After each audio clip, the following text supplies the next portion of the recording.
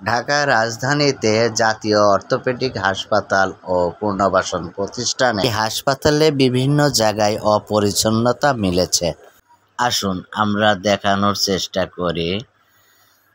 8ম তলায় ফ্রি বেডের একটু নমুনা দেখাচ্ছি। এই দেখেন, এটা হলো 8 তলার ফ্রি বেড। এই ফ্রি বেড বলেই আজ বাথরুমগুলোর এই দুর্দশা। বাথরুমে নাই লাইট, দেখেন কত অন্ধকার। আর এই অন্ধকারেই রুগীরা চলাফেরা করতেছে।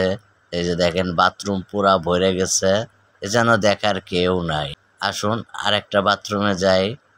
এই যে দেখছেন, বাথরুমে যাওয়ার কোনো পরিবেশ নাই, একবারে লাইট নাই, অন্ধকার, ঘুরঘুটে অন্ধকার, নাই বাথরুমে কোনো পানি।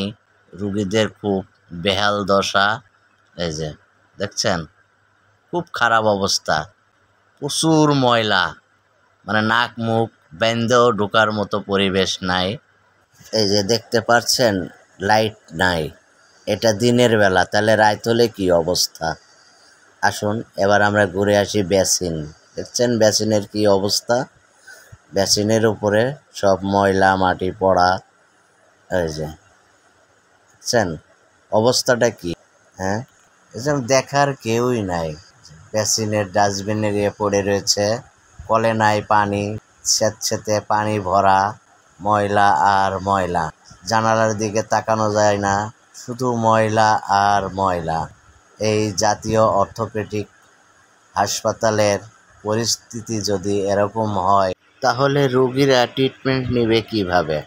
তাই জাতীয় অর্থোপেডিক হাসপাতালে ডক্টর ইউনূস স্যারকে দৃষ্টি দেওয়ার জন্য অনুরোধ করা হলো।